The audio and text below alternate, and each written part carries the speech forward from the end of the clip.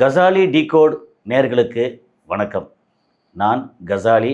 இன்றைக்கி வந்து ஜூன் 11, 2026. சரி, இன்றைக்கி வந்து உள்ளூர் அரசியல் பற்றி பேசுவோம். சில நேரங்கள் வந்து பொது விஷயங்களை பற்றியும் பேசுவோம். சில நேரங்களில் சினிமா சம்மந்தப்பட்டு ஏதாவது ஒரு முக்கியமான செய்தி இருந்தாலும் பேசுவோம்.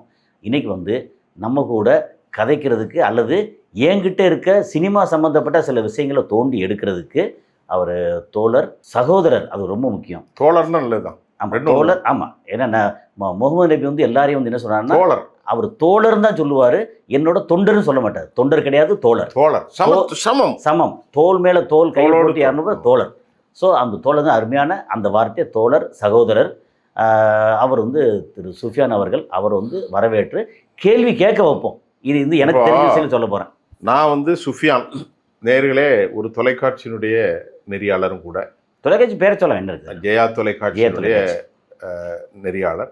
ஒரு 10,000 நிகழ்ச்சிகளை யூடியூபோடு சேர்த்து நடத்தியிருக்கேன். அந்த அடிப்படையில் என்னை பற்றி நீங்கள் தெரிஞ்சுக்கிடணும். ரொம்ப ஒரு எளிமையான, பற்றி எல்லாரும் தெரியும், சும்மா எல்லாம் ஒரு எளிமையான மனிதன் தான். உங்களை அதிகமாக நேசிக்கிறேன். இந்த கசாலி டிகோட் மூலம் நம்முடைய உறவுகள் பலப்படட்டு. சார், இப்போ உங்கள்கிட்ட இப்போ கேட்க போகிறது இயக்குனர் இமயம். இன்று காலை நான் கண் விழித்து பார்த்தபோது, முதலாக பார்க்கிற போது விடியற்காலம் பிரார்த்தனையை முடித்துவிட்டு வழக்கம் போல பார்ப்பேன். இயக்குனர் இமயம் சரிந்தது அப்படின்னு போட்டிருக்காங்க. இமயம் சரிந்தது. ஆமாம், அதான் இயக்குனர் இமயம் தான். அந்த இமயத்தை பற்றி நீங்கள் திரைப்பட துறையிலும் ஒரு தயாரிப்பாளர், இயக்குனர், இன்னும் படங்களை இயக்குவதற்கான ப்ராஜெக்ட் போயிட்டுருக்கு. என்னை விட இந்த துறையில் நீங்கள் எக்ஸ்பர்ட். ஆனால் எனக்கு கொஞ்சம் தெரியும். அதை நான் உங்கள்கிட்ட கேட்பேன். அதை பற்றி கொஞ்சம் சொல்லுங்களேன் சார். இப்போ இல்லை, முதல்ல மரணம் வரும், அது வந்துட்டு எல்லா மனிதர்களுக்கும் நமக்கு விரும்புகிறோமோ விரும்பலையோ மரணம் வந்து நிச்சயம். அதை பற்றி ஒரு வார்த்தை ஒன்று இருக்கு. ஐனமா தக்கூனு இதிரிக்கு குமல் மௌத்த வலவ் குந்தும் ஃபி புரூஜின் முஸையதா. ஓகே, அதுக்கு என்ன அர்த்தம்? மனிதன் கற்பனை செய்யப்பட முடியாத இரும்பு எக்கு கோட்டைகள் இருந்தாலும் திட்டமிட்ட நாளும் நேரமும் அவனை நெருங்கும் போது வலவ் குந்தும் ஃபி புரூஜின் முஸையதா, அந்த மௌத்தை, அந்த மரணத்தை அவன் சுவைத்தே ஆகணும். எங்கேயும் தப்ப முடியாது. இது சொல்கிறீங்கல்ல, இது ஒரு செய்தியை சொல்லி, இந்த செய்தி இதே மாதிரி அப்படியே அவர் இயக்குன ஒரு படத்தில், ஓகே, கமல் நடித்த படம் கைதியின் டைரின்னு ஒரு படம். ஆமாம், அது படத்தில் யார் இயக்குனர்? பாரதி ராஜா. கைதியின் டைரி அவர் தானே? ஆமாம், பாரதி ராஜா. அது அவரை பற்றி டீட்டெயில் பேசுவோம். அதுக்கெல்லாம் கைதியின் டைரி படத்தில் இந்த வார்த்தை என்ன தெரியுமா? அதில் ஒரு வில்லன் கேரக்டர், இவருன்னு நினைக்கிறேன், யார், நம்ம மலேசியா வாசுதேவன் நினைக்கிறேன். ஓகே, ஒரு வில்லன் கேரக்டர். சப்போஸ் தப்பாக நம்ம நேரில் எடுத்து கொடுத்துருவாங்க. அதில் என்னென்னா, கமல் வந்து ஃபோன் பண்ணி, அப்பா கமல், நீ 20 நான் 60 அப்படின்னு சொல்லிட்டு அந்த அப்பா கமல் வந்து ஃபோன் பண்ணி, நீங்கள் வந்து அன்றகரோடு எங்கே எப்படி இருந்தாலும் ஒரு ராஜா வந்து எனக்கு மரணமே வரக்கூடாதுன்னு சொல்லி உள்ளே இருந்தாராம். கடைசியில் வந்து அவர் வந்து கையில் வந்து பூ வச்சு பூ வந்து பார்த்துட்டு இருந்தார். பூநாகம் வந்து போட்டுருச்சு. சின்னதாக குட்டியாக இருக்கிற பூநாகம் பூலேருந்து வந்து போட்டு அந்த ராஜா செத்து போனாராம் அப்படின்னு சொல்லுவார் இல்லையா? ஸோ மரணங்கிறது எந்த வழியாக இருந்தாலும் வந்தே தீரும் அப்படிங்கிறது நமக்கு வந்து அதான் நிரந்தரம் அப்படிங்கிறது. எல்லாருக்கும், உங்களுக்கும் எனக்கும், எல்லாருக்கும், உலகத்தில் அத்தனை ஜீவராசிகளுக்கும். அது நாவூர் அனிபா பாட்டு பிடிச்சல, மன்னாதி மன்னர் எல்லாம் மௌத்தையே நீ மறந்து வாழலாகுமா. அருமையான பாட்டுல மன்னாதி மன்னர் நிரந்தரமா இருந்ததில்லை. கவிஞர் சலீம் நிச்சயம் நீ ஒரு நாள், நிச்சயம் ஒரு நாள் மன்னரை அடைந்த ஆவாய். நல்ல வார்த்தை, மறந்து போச்சு. ஆமா, நிச்சயம் நீ ஒரு நாள் நேசரெல்லாம் அழுத பின்னே நீர் சந்துவுக்கு ஏறிடுவாய் அப்படின்னு அருமையான அந்த மரணத்தை பற்றி. மரணம் அப்படிங்கிறது வந்து நமக்கு மனசில் இருந்துச்சு அப்படின்னா நம்ம வந்து ரொம்ப கீழ்த்தரமாக ஒரு ட்ரம்ப் மாதிரியோ ஒரு நதினியாகு மாதிரியோ அல்லது கேடுகட்ட ஆட்கள் மாதிரியோ பண்ண மாட்டோம். மனிதனை நேசிக்கணும் பாருங்க. ஒரு விஷயம் சார், ஒரு விஷயம், நம்ம வந்து கசாலி டிகோட்ல ஒரு தலைப்பை மட்டும் பேச போகிறது. நம்ம ஜெனரலாக எல்லாம் நம்ம இந்த உலகத்தில் படைச்ச நோக்கம் என்ன தெரியுமா? சக மனிதர்களை நேசிக்கணும். அந்த மனிதர்கள் வரும்போது மதம் அங்கே வரக்கூடாது. மதமே கிடையாது, சாதி வரக்கூடாது. மதம் இருக்குல்ல, அதுல இடையில ஒரு நீ போட்டுக்கங்க. மனிதம் இல்லாத மதத்தை மண்ணை கூட அள்ளி விட முடியாது. இன வேறுபாடு, வெறுப்பு, சாதி, நீ இந்த மொழி, அந்த மொழி, நீ இந்த மதம், நீ இந்த ஜாதி, நீ இந்த வர்க்கம், எல்லாத்தையும் குழிய தோண்டி புதைச்சிருக்கேன். என்னன்னா, ஆனா உங்களுக்குன்னு ஒரு கொள்கை இருக்கு, வாழ்வியல் முறை நிறைய, அதை மாத்தாதீங்க. அது முறை இருக்கு, நெறி இருக்கு. இப்போ என்னன்னா, அம்மனமாய் வந்தோம் அம்மனமாய் போகிறோம், இவ்வளவுதான். இதுக்கு இடையில தான் வாழ்க்கையில் என்ன இருக்கு, எதை கொண்டு வந்தா எதை எடுத்து செல்ல. நம்ம என்ன சொல்ல வந்து ஆமா எப்படின்னா, எதை எடுத்து வந்தாய் எதை எடுத்து செல்ல எது செல்ல ஒண்ணுமே இல்லையே, நீ ஒண்ணும் கொண்டு வரல. பகவத்கீதை அதான் சொல்றாங்க. அதாவது யஹா யஹா அது மறந்து போச்சு. அதான், அதாவது இது எது நடந்ததோ நன்றாகவே அது வேற, அது வேற. எது நடக்கிறதோ நன்றாக நடக்கிறது, எது நடக்க போகிறதோ நன்றாகவே நடக்கும். சூப்பர்ல. எதை கொண்டு வந்தாய் இழப்பதற்கு, எதை எடுத்தாயோ அது இங்கிருந்தே எடுக்கப்பட்டது, எதை கொடுத்தாயோ அது இங்கேயே கொடுக்கப்பட்டது. அதான் உண்மை. எது இன்று உன்னுடையதோ நாளை வேறொருடையது, மற்றொரு நாள் வேறு இன்னொருத்தருடையது. ஆமா ஆமா, அதான் இந்த மாற்றம் உலக நியதி. ஸோ இதுல வந்து யாரும் தப்பலை. அது இப்ப நம்ம இமயம் சரிந்ததை பத்தி பேசுவோம், இமயத்தை பத்தி. ஏன்னா நேரத்துக்குள்ள முடிக்க வேண்டியிருக்குல்ல. ஆமா சரி. இதுல வந்து ரொம்ப முக்கியமா அவரை பத்தி என்னன்னா, முன்னாடி எல்லாம் அவர் துவங்கி வச்ச ஒரு மிகப்பெரிய புரட்சின்னு சொல்லலாம் சினிமாவில். அந்த புரட்சி வர்றதுக்கு முன்னாடி என்ன நடந்துச்சுன்னா, முக்கியமாக சென்னையில், அதுக்கு முதல்ல வந்து கொஞ்சம் சேலத்தில் நம்ம இது ஸ்டூடியோ. ஓகே, சென்னையில் எடுத்திங்கன்னா ஏவிஎம், இவர் வந்து நிறைய இந்த மாதிரி வாகினி, விஜயா வாகினி, ஏவிஎம் ஸ்டூடியோ, இந்த மாதிரி செந்தில் ஸ்டூடியோ, இந்த ஸ்டூடியோ, அது சொல்லி வரிசையாக பிரசாந்த் ஸ்டுடியோ, பிரசாத் எல்வி பிரசாத் இங்க இருக்கு. ஆமா, சாலிகிராம். ஆமா, எல்வி பிரசாத் ஸ்டுடியோ. அது உள்ளே ஷூட் நடக்குமோ? இப்போ வரைக்கும் ஷூட் நடக்குது. அப்போ முன்னாடி வந்து 100% இதுக்குள்ள நடக்கும். விஜயா ரொம்ப ஃபேமஸ். யாரு? விஜய வாகினி, ஏவிஎம். ஆமா, இப்பதான் வந்து அது ஃபோரம் மாலா. சார் விஜய வாகினிங்கிற ஒண்ணுதான். விஜயா வாகினி, ஆப்போசிட்ல பாத்தீங்கன்னா ஏவிஎம், இந்த சைடில் பார்த்தீங்கன்னா எல்வி பிரசாத் அந்த ஸ்டூடியோ, அங்கே பார்த்தீங்கன்னா ஆப்போசிட்டில் செந்தில் ஸ்டூடியோ, அருணாச்சலம் ரோட்டில் பார்த்தீங்கன்னா ஃபுல்லாக ஸ்டூடியோ தான், அருணாச்சலம் ஸ்டூடியோ. அப்புறம் பார்த்தீங்கன்னா ஜெமினி ஸ்டூடியோ அங்கிட்டு அப்படின்னு ஸ்டூடியோக்கள் எக்கச்சக்கம். இந்த ஏரியா தான் ஃபுல்லாக. அதாவது ஒரு நாடகம் மாதிரி செட்டப்போட உள்ள செட்டப் தான் அது. அதாவது இதெல்லாம் உள்ளே எடுத்துட்டு திரையில தான் வெளியே தெரியும். வெளியே யாரும் போய் நடித்ததில்லை. அதை வந்து முதல் முறையாக பிரேக் பண்ணது வந்து பாரதி ராஜா 16 வயது நிலை அப்படின்ற ஒரு படத்தில். என்ன, கேமரா தூக்கிட்டு வெளியில் வயல்வெளி அதுன்னு போயிட்டார். போனால் எல்லாரும் சிரித்தாங்க. எப்படியா சார் போனார், எடுத்தார். அந்த படம் எடுத்திங்கன்னா அதில் வந்து அது மக்களோட வாழ்வியல் இருக்குல்ல. அதாவது நமக்கு எந்த வாழ்க்கையை நம்ம வாழ்ந்து பார்க்கலையோ அந்த வாழ்க்கையை நம்மளால் வந்து எடுக்க முடியாது அப்படிங்கிறதுக்கு இயக்குனர் சிகரம் இருக்கார்ல, அவர் ஒரு உதாரணம். அவரோட வாழ்வியல் வந்து அவர் வந்து கவர்மெண்ட்டில் வேலை பார்த்தார், வந்தார், நாடகம் போட்டார், எல்லாம் எடுத்து பண்ணார். அவரோட டச் இருக்குல்ல, அது ஒரு டைப். ஏன்னா அவரோட வாழ்வியல் என்ன கற்றுக் கொடுத்ததோ அந்த டச் அவருக்கு இருக்கும். அதே நேரத்தில் இவர் வந்து வாழ்ந்த வாழ்க்கை இருக்குல்ல, தேனியில் அள்ளிநகரத்துலேருந்து வாழ்ந்த வாழ்க்கை இருக்குல்ல, அந்த வாழ்க்கையில் கிழக்கு சீமையிலே படம் பாருங்கள் உதாரணத்துக்கு. அங்கே வந்து அந்த அண்ணன் தங்கச்சி உறவை வந்து அப்படி கொண்டு போய் சொல்லியிருப்பார். கருத்தமாக இருக்கட்டும், பெத்த மகன் தன்னை வந்து வைக்கல் போரில் எரிக்க போகிறான், பெத்த மகன் என்னை காப்பாற்றுது அப்படின்னு முதல் எடுத்துக்கங்க. அங்கே வந்து கமல்ஹாசன் வந்து ஒரு நொண்டி நடக்கக்கூடிய ஒரு சப்பானி கேரக்டரு, கோவணம் கட்டிட்டு ஒரு அழகான எல்லா மக்களும் பார்த்து ரசிக்கக்கூடிய ஒரு அழகன் கமல். அந்த கமலை வந்து முட்டை இட்டு அப்படி எப்படி பாட்டு, எப்படி இளையராஜா வந்து அவரை தூக்கி அன்னக்கிளியில் வந்து எல்லாம் கொண்டு வந்து ஒன்றா வந்தவங்க தான். கிழக்கு சீமையில மாந்தோப்பு மந்தையில் பாடல்கள், கிழக்கு சீமை அது வந்து ஏஆர் ரஹ்மான். ஒரு அண்ணன் தங்கச்சிக்குள்ள பாசம், ஏஆர் ரஹ்மான். ஒரு அண்ணன் தங்கச்சிக்குள்ள பாசம், அந்த மாதிரி இளையராஜா மஞ்ச குளிச்சி என்ன பாட்டு. அதாவது 16 வயது நிலை, கிழக்கே போகும் ரயில் பார்த்தா ஒரு காதலன் காதலி. அவன் தான் காதலன் வந்து சுதாகர் ராதிகா முதல்ல பூத்தாச்சி.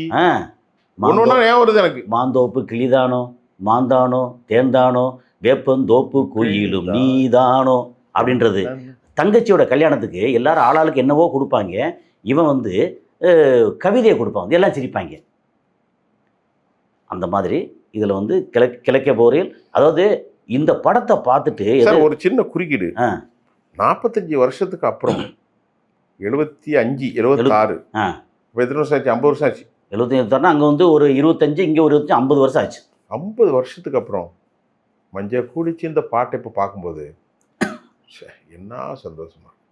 அதில் ஒரு பாட்டு சரத் பாபு, அது வந்து சரத் பாபு வந்து அந்த அந்த படத்தில் இல்லை. அது என்ன படம் அது? சரத்பாபு வந்து முள்ளு மலரும் படத்தில், செந்தாளம் அது முள்ளு மலரும், அது வந்து மகேந்திரன் படம். சரி, இவர் எடுத்ததுல இந்த படத்தை பார்த்து அந்த காலகட்டம் மகேந்திரன் நம்ம மகேந்திரன் அந்த கால நிறமாறாத பூக்கள், நிறமாறாத பூக்கள்ல மகேந்திரன் தான். நிறமாறாத பூக்கள் பாரதி ராஜா.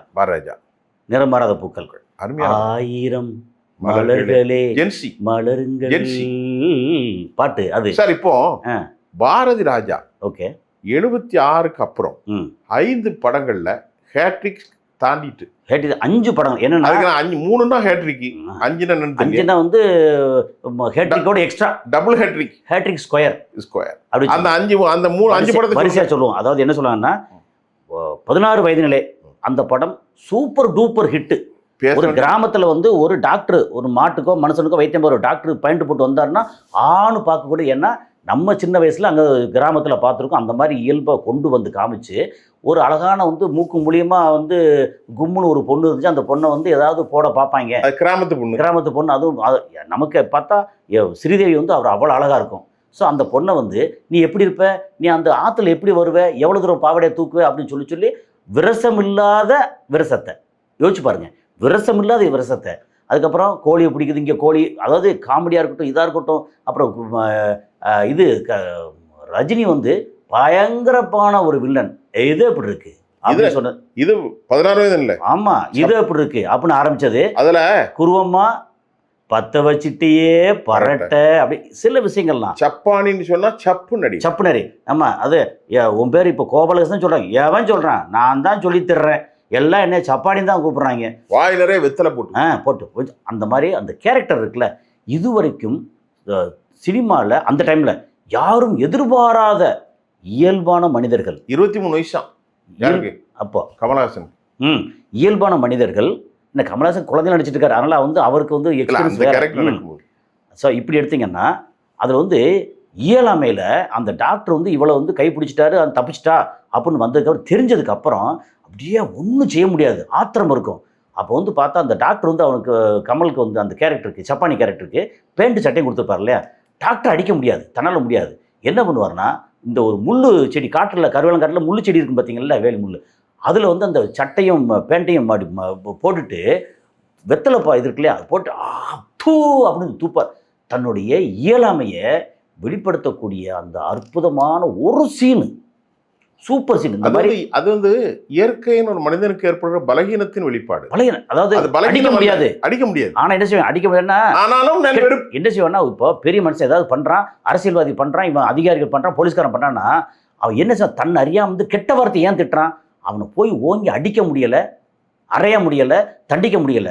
அதை வந்து தன்னோட வார்த்தையா வெளிப்படுது. அதை வந்து அந்த அவன் கொடுத்த பேண்ட் சட்டை இது வரைக்கும் போட்டிருந்தப்பா இல்லையா, அதை கழட்டி திரும்ப கோவணம் போட்டு அந்த வேலி முள்ள வந்து அப்படி ரெண்டையும் வச்சுக்கிட்டு அதில் துப்புவான். பார்க்கணும், அவனை நேர துப்ப முடியாது.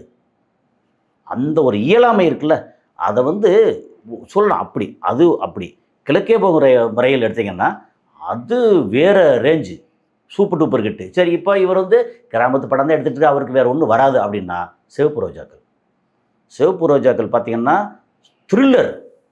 அப்படியே நைட் நேரத்தில் பார்த்தா அந்த விரல் வந்து அப்படியே வெளியே வரும். அப்படி இந்த மாதிரி ஒரு படமாக இப்படியா அதில் கமலை பார்த்தா இதில் எப்படி கோவணம் கட்டி வந்து கன்றாவே இப்படி கிராமத்தை காமிச்சிருப்பாப்பிலையோ, இதில் பார்த்தா வந்து பயங்கர ஒரு என்ன சொல்கிறது, ஒரு கம்பீரமான மன்மதனாக காமிச்சிருப்பாங்க. அப்படி தூப்பி போட்டு அப்படி வந்த அந்த இதில் ஸ்டைல் வேற ரேஞ்சில்.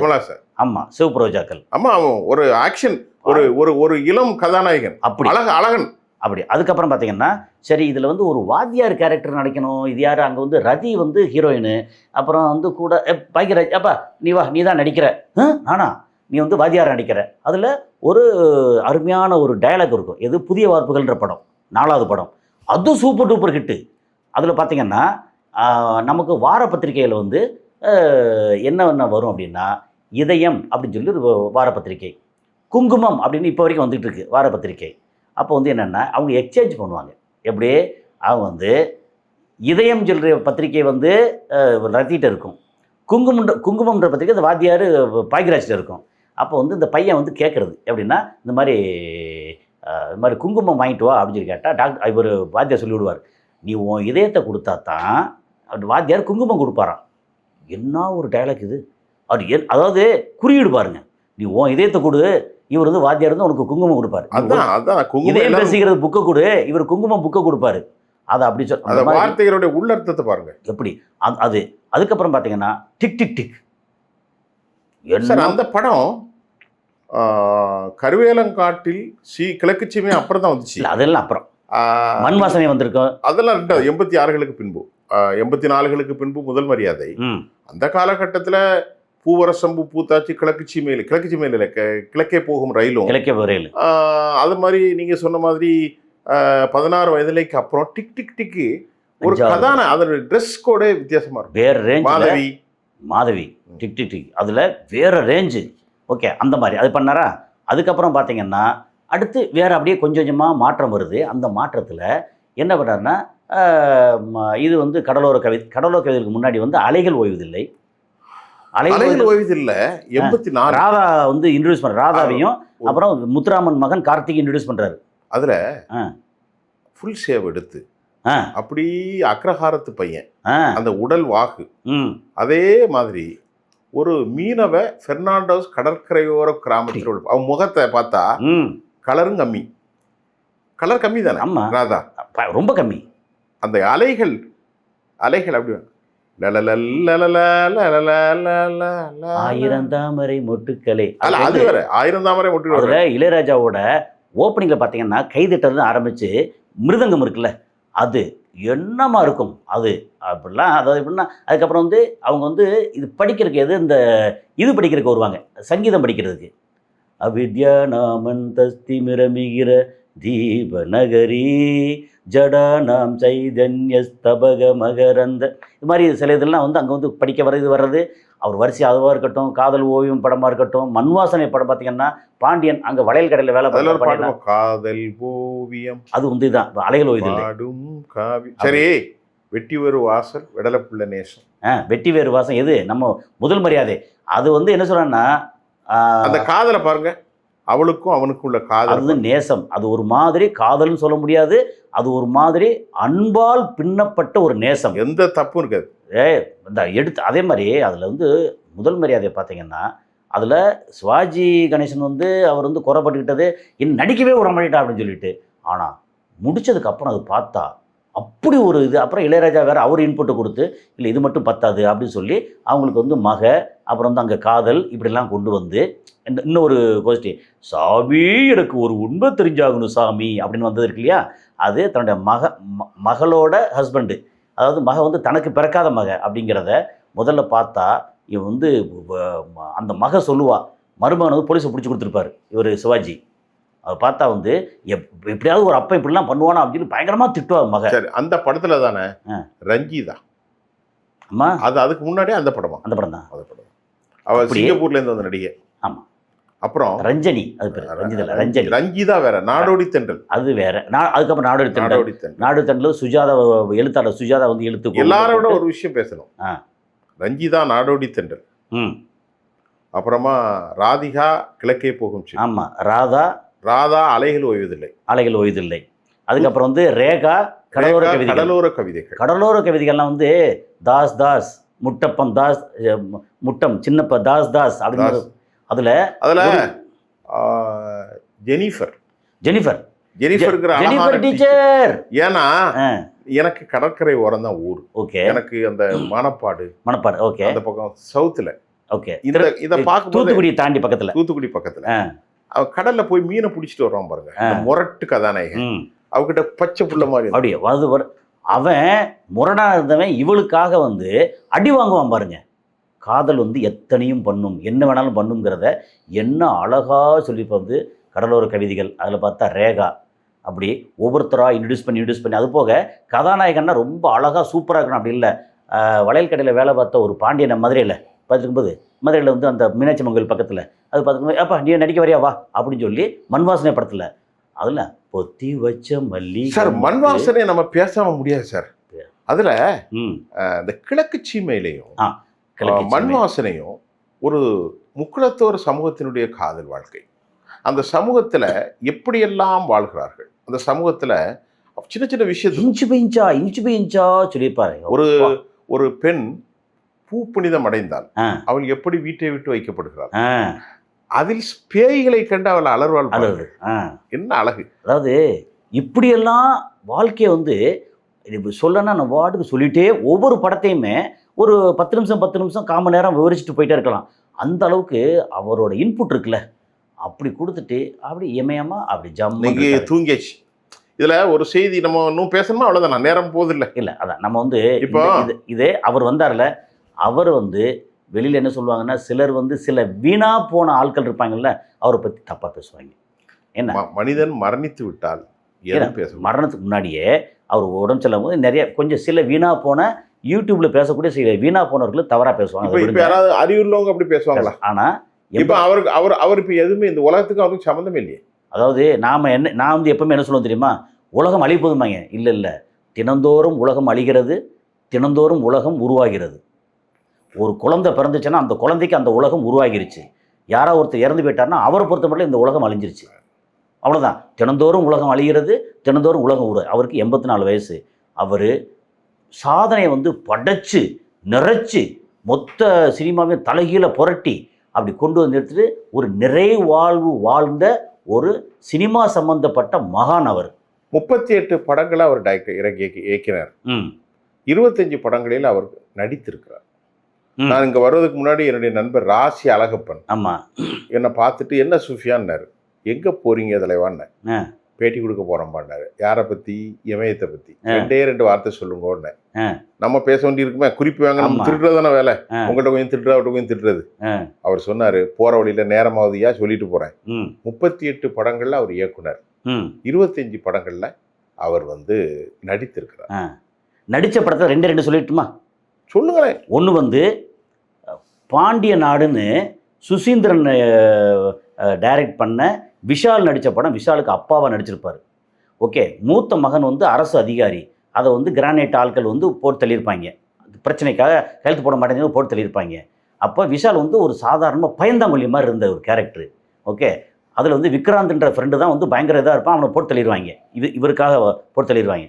அப்போ என்னென்னா, அந்த ஒரு தகப்பனா தான் மகனுடைய கொலை, ஓகே, அதை வந்து தாங்க முடியாமல் பதறி பணத்தை கொண்டு போய் எடுத்து தூத்துக்குடியில் போய் ஒருத்தட்ட கொடுத்து மாதிரி அவரை போட்டு தள்ளணும் அப்படின்னு சொல்லி, எதை இங்கே மதுரையில் இருக்கக்கூடிய மிகப்பெரிய ரவுடியை போட்டு தள்ளணும்னு அது சம்பவங்களாக இருக்கட்டும். இவர் தவிச்ச தவிப்பு இருக்குல்ல, ஐயோ ஒரு தந்தை. அப்போ சிறந்த நடிகரும் கூட, சூப்பர் நடிகர். அது இல்லாமல் இன்னொரு படத்தை சொல்கிறேன், திருச்சிற்றம்பலம்னு சொல்லி தனுஷ் படம். தாத்தாவா தனுஷு மகன், அப்பா வந்து பிரகாஷ்ராஜ். அவருக்கு கால் வந்து ஒரு மாதிரி சரியாக வராது. ஆனால் அப்பனை வந்து வெறுப்பாகும். ஏன்னா ஒரு ஆக்சிடெண்ட்டில் அப்பன் தான் காரணம் சொல்லி தனுஷ் வெறுத்துட்டே இருப்பார். தாத்தா வந்து இவர் பாரதி ராஜா. 3 பேரும் யோசிச்சு பாருங்கள், தனுஷ் எப்பேற்பட்ட நடிகன். பிரகாஷ்ராஜ் சொல்லவே வேண்டியதில்லை. ஒரு கட்டத்தில் வந்து, டேய் என்னை மன்னிக்கவே மாட்டியாடா நீ அப்படின்னு அவர் பார்த்தா ஒரு மாதிரி இவர் நடிப்பு அசுரன். அவர் வந்து நடிப்பில் வந்து கரகண்டாலு பிரகாஷ்ராஜ். அவங்க எல்லாத்தையும் தூக்கி சாப்பிட்ருப்பாரு இயக்குனர் இமயம். அப்படி பாரதிராஜ் 2 பேரும் ஒன்றா உட்காந்து, பேரனும் தாத்தா ஒன்றா உட்காந்து சரக்கு போடுவாங்க. அப்படியே ஜாலியாக வந்து காதலை பற்றி எல்லாம் பேசி அப்படின்ற அந்த ஒரு இது இருக்குல்ல, இளையோடுற அன்பு பாசம் குடும்பம் வாழ்வியல் இருக்குல்ல, அப்படி ஒரு சூப்பராக இருக்கும். இந்த மாதிரி அவர் பேர் இன்னைக்கு படித்து பார்க்கும்போது அவருடைய பேர் பாரதி இல்லை, அவர் பேர் சின்னசாமியா? ஆமாம், சின்னசாமி. ஊரில் வந்து அவர் நான் கேள்விப்பட்டிருக்கேன், அங்கே வந்து இந்த மாதிரி மருந்து அடிப்பாங்க இல்லையா, கொசு மருந்து டைப்பில், இந்த மாதிரி ஹாஸ்பிட்டலில் வேலை பார்த்துருக்காரு. பிரைமரி சென்டரில் ஏதோ வேலை பார்த்துருக்காரு. அதில் வந்து எப்படின்னா இந்த மாதிரி ஹெல்த் சம்மந்தப்பட்டு அதெல்லாம் ஓகே. அவர் பாரதி ராஜான்னு ஏன் பேர் வச்சார்னா, அவருடைய தங்கையின் பேர் பாரதி, அவருடைய சகோதரன் பேர் ராஜா, 2ஐயும் சேர்த்து பாரதி ராஜா. அப்புறம் சென்னையில் பாரதி ராஜான்னு ஒரு ஹாஸ்பிட்டல் இருக்கு. ஆமாம், நீங்க பார்த்துருப்பீங்க. நான் போயிருக்கேன். அது ஏன் அந்த பேர் வந்துச்சுன்னு இப்போ சமீபத்தில் படித்தேன். ஓகே. அதனுடைய அந்த ஓனர் தான் கடலோர கவிதைகள் படத்தை தயாரி. எனக்கும் தெரியும், நான் உள்ள போய் கேட்டேன். அப்புறம் அந்த லாபத்தில் கட்டின அந்த ஹாஸ்பிட்டல், அதனால அதுக்கு பேர் பாரதி. என்ன அப்படின்னா, அவர் நண்பர், அவர் கஷ்டப்படும் போது இருக்கும்போது எல்லா உதவியும், எப்பா இந்த காசு வச்சுக்கோ, என்ன பிரச்சனை இருந்தாலும் உடனே கூப்பிட்டு பண்ண அந்த டாக்டர் அவரை, நீ வந்து படம் தயாரிக்கணும், நீ காசு தராத, நான் வந்து படம் டைரக்ட் பண்ண போகிறேன் அப்படின்னால தானாக வந்து இப்போ காசை கொட்டிடுவாங்க, ஓம் பேரில் தயாரிக்கிறேன், கடலோர கவிதை சூப்பர் டூப்பர் கிட்ட இந்தப்பா உன் காசு அதை எடுத்து அங்கே வாங்கி கட்டிட்டாரு. கட்டி முடிச்சா சரி நீங்கள் தான் அதில் பார்ட்னர் இருக்கு, அதெல்லாம் வேண்டாம், நான் சொன்னதான் உன் காசுது உன்னோடது, அதை கட்டி முடிச்சுட்டு அந்த மரியாதைக்கு அந்த நன்றி கடனாக அது பாரதி ராஜா ஹாஸ்பிட்டல்னு இவர் ஒரு சம்பவம் எனக்கு படித்தேன் சமீபத்தில். ஓகே. இந்த பையன் பசியால் அழுகிறான் மனோஜ். ஆமாம். வறுமை உச்சகட்டம். ஒரு கிராமத்து விவசாயி தான் 16 வயதுலேயே தயாரிப்பாளர். ஆமாம், ராஜ்கண்ணா. ஆமாம், ராஜ்கன். 35,000 கொடுத்தாரு. இந்த பணத்தை கொண்டு போயிட்டு சொன்னார், என்கிட்ட 35,000 இருக்குது. அன்றைக்கி 35,000னா 50 வருஷம். ஆமாம். உடனே புள்ள அழுதுகிட்டு இருக்கு, நீ யார்கிட்டயா கடன் வாங்கி பாலை வாங்கி கொடுத்துரு, இதில் ஒரு பைசா எடுக்க மாட்டேன். ஏன்னா இது வந்து அப்போ நம்ம வந்து கலீஃபா உமர் கலீஃபா சொல்லுவார்ல, இந்த மெழுகுவத்தி வந்து ஒவ்வொரு மனிதருக்கும் பின்னாடியும் நம்ம என்னமோ நினச்சிக்கிட்டுங்க சார், சில விஷயங்கள் நம்மளை வெக்கப்பட வைக்குது. வெற்றி பெற்ற அவ்வளோ மனிதர்களுக்கு பின்னாடியும் சில நேர்த்தியான சில விஷயங்கள் இருக்கு. ராஜகண்ணு தானே ஒரு பேர் தயாரிப்பாளர். Rajkannu, S A Rajakanna. S A Rajakannu நினைக்கிறேன். எஸ் ஏ ராஜகண்ணா கன்னிப்பருவத்திலே படம் பண்ணவர். கன்னிப்பருவத்தில் யாரும் இவர் கிடையாது. யார் கன்னிப்பருவத்தில் வேற ஆளு. ஆனால் இவர் எஸ் ஏ ராஜகண்ணு வந்து 35,000 கொண்டு போகும்போது புள்ள பாலுக்கு அழுதுகிட்டு இருக்கு. ஓகே. பொண்டாட்டிட்டு சொல்றாரு, இதுல ஒரு பைசா தர மாட்டேன், நீ யார்ட்டையோ கடை வாங்கி பிள்ளைக்கு. எப்படிப்பட்ட மனுஷன் பாருங்க. அதாவது ஒரு டிட்டர்மினேஷன் சொல்லுவாங்க இல்லையா, எனக்கு என்ன வேணும் என்ன செய்யணும், அந்த டிட்டர்மினேஷனோட தீர்க்கமான சித்தாந்தம். தீர்க்கமான சித்தாந்தம். எந்த கஷ்டம் இருந்தாலும் நான் இறங்க மாட்டேன். ஆமா, அதாவது இப்படி நிறைய இன்னும் நிறைய பேசலாம். ரைட். இன்னைக்கு நம்ம என்ன செய்வோம், இந்த மாதிரி சில விஷயங்களை பேசுவோம் சார். எனக்கு இன்னைக்கு ஒரு முடிவு வந்துட்டு, அதாவது இது மாதிரி பேசணும் இன்னைக்கு. அறிந்து கொள்ள முடியாத, தெரிந்து கொள்ள முடியாத நமக்கு, நான் வந்து நேராக பார்த்துருக்கேன், பேசியிருக்கேன், ரொம்ப நெருங்கி பழகினது இல்லை. என்ன ஒரு இதுக்கு வந்து எக்ஸ் தளத்தில் அவரை வந்து ஒரு டைமில் வந்து ட்வீட் பண்ண சொல்லும்போது பண்ணி கொடுத்தாரு. ஓகே. இந்த மாதிரி சில யாருக்கும் தெரியாத நிறைய பேருக்கு ஹெல்ப் பண்ணியிருக்கிறாரு. நிறைய விஷயங்கள் நடந்தது. அவர் வந்து எப்படி நடிகர் ராதிகா அப்படி ரொம்ப உடைஞ்சிட்டாங்க. ஏன்னா அவங்களெல்லாம் அந்த அளவுக்கு கொண்டு வந்தது அவர் எல்லாம் அது அவரால் உருவான ஆட்கள் இருக்காங்கல்ல, அவ்வளோ பேர். அதனால் என்ன சொல்லணும்னா, சினிமா கலை இதை வந்து தலைகீழ புரட்டி ஏகப்பட்ட பேருக்கு நம்பிக்கை விதையை கொடுத்த நிறைவாழ்வு வாழ்ந்த அற்புதம். ஓகே. ஒரு மகான். ஒரே ஒரு விஷயம், அவருக்கு முன்னாடி அவர் மகன் வந்து மரணம் அடைந்தது அவரை வந்து ரொம்ப துயரத்தில் தள்ளிருச்சு. இது இயற்கை. அதாவது புத்திர சோகம்னு சொல்கிறோம், அது ரொம்ப அது உடைஞ்சு போனார். அதிலே அவர் ஒரு மாதிரி, அதில் தான் அவர் வந்து ரொம்ப நல்ல ஸ்ட்ராங்காக இருந்தார். அதில் தான் அவர் ரொம்ப உடைஞ்சிட்டாரு. மைண்டே சரியில்லாமல். ஆமாம். ஸோ அதனால் இதுக்கப்புறம் என்ன அப்படின்றது வரும். ஸோ அதனால் எல்லாம் வந்துருச்சு. நம்ம இந்த மாதிரி விஷயங்களை தொடர்ந்து பேசுவோம். எனவே ரொம்ப என்ன சொல்கிறது, ஒரு என்ன சொல்கிறது, இவர் வந்து ஒரு நிறைவாழ்வு வாழ்ந்த ஒருத்தர், அவரை பற்றி பேசியிருக்கோம். ஆனால் இன்னொன்று, நீங்கள் திரைத்துறை சார்ந்தவர், நான் வந்து உங்களுக்கு ஈக்குவலாக என்னால் தெரிஞ்ச ஒரு சிற்றறிவு இல்லை. இது வந்து தெரிஞ்சது பேசுனது, நான் அந்த சின்ன வயசுல பார்த்த ஞாபகங்களை தான் உங்களுக்கு சொல்ல. இப்போ நம்மளுக்கே வந்து எப்படின்னா 16 வயதில் படத்தை வந்து நம்ம பார்த்துட்டு அப்படியே அப்புறம் இது கைதின் டைரி. ஓகே. 3 பேரும் வந்து பழிவாங்க. கைதின் டைரியில் நிரோஷா நடிச்சிருக்காங்க. கைதின் டைரியில் இல்லை, நிரோஷா இல்லை. இல்லையா? இல்லை. அதில் வந்து ராதா, அப்புறம் ரேவதி. ஓகே. அது ஏபிசிஓபிசின்னு பாடணும். அந்த படம் இருக்கு இல்லையா, அதில் கதை, திரைக்கதை, வசனம், இது 3 வந்து பாக்யராஜ், டைரக்ஷன் வந்து பாரதி ராஜா. இது அப்படியே வந்து பாக்யராஜ் வந்து இவரை வச்சு நம்ம ஹிந்தியில் வந்து அமிதாப் பச்சனை வச்சு ஆக்ரி ராஸ்தான் படம் பண்ணார். ஆமாம். கிளைமேக்ஸ் மட்டும் மாற்றி வச்சிருந்தாங்க. Very good. அது முடிஞ்சு. ஸோ அதனால இவரை வந்து நிறுத்திக்கலாம். அடுத்த காணொலியில் நம்ம வந்து நம்ம கசாலி டிகோட் நேயர்களுக்காக வந்து நம்ம கலந்துக்கிட்டதில் ரொம்ப நன்றி. நன்றி சார்.